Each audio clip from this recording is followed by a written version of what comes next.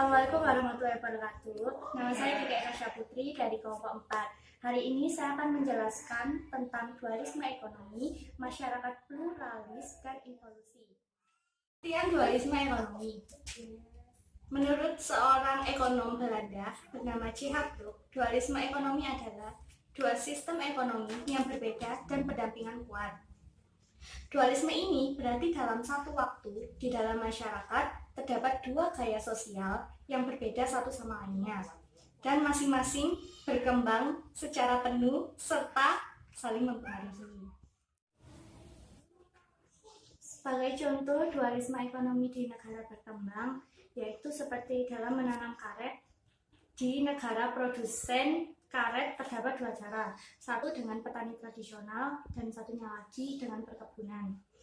Petani tradisional menggunakan cara penanaman, pembersihan ladang, penggunaan pupuk dan bibit. Sedangkan perkebunan menggunakan cara teknologi yang lebih modern. Perbedaan ini menyebabkan produktivitas dalam per faktor kedua cara tersebut berbeda. Jadi, dualisme adalah dua keadaan yang berbeda, di mana satu keadaan bersifat superior dan satunya lagi bersifat inferior, yang hidup berdampingan pada ruang dan waktu yang sama. Karakteristik dualisme ekonomi. Menurut Lincoln Ashad pada tahun 2010, dualisme ekonomi memiliki 4 karakteristik pokok. Yang pertama, dua keadaan yang berbeda. Maksudnya satu bersifat superior dan satunya bersifat inferior. Yang kedua, sifat perbedaan yang kronis bukan transisional. Yang ketiga, derajat superioritas dan inferioritas tersebut tidak menunjukkan kecenderungan yang menurun, tapi terus meningkat.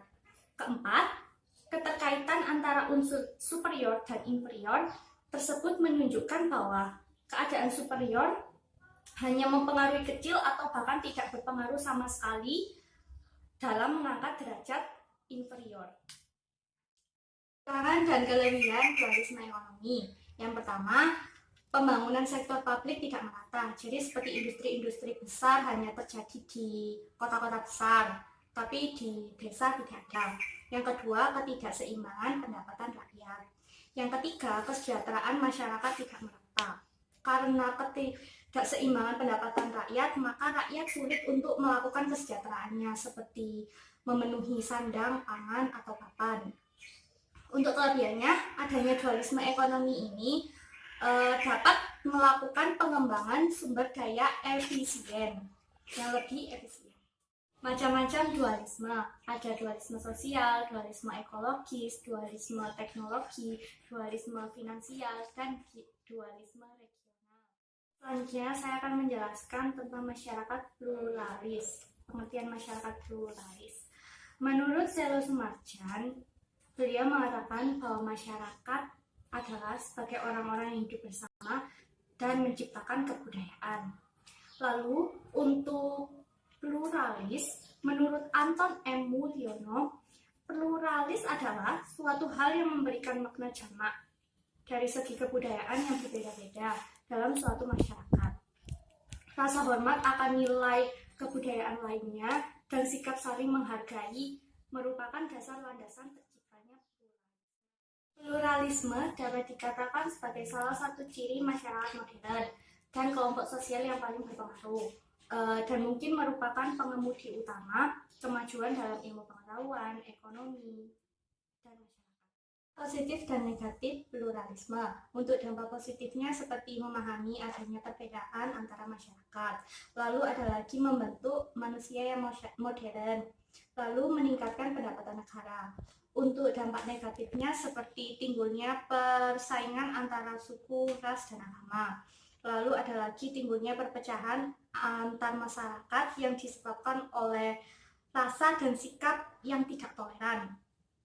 Lalu ada lagi timbul sikap individualisme yang terjadi di kalangan masyarakat. Contoh pluralisme dalam kehidupan sehari-hari. Seperti kebersamaan dalam kegiatan gotong royong, membersihkan lingkungan, lalu saling menghormati dan menyikapi antar perbedaan agama, keyakinan, seperti itu. Ada lagi ikut serta dalam membangun persatuan dalam mencapai pembangunan. Itu yang bisa saya sampaikan. Atas kurang lebihnya saya ucapkan mohon maaf dan terima kasih banyak. Terima kasih.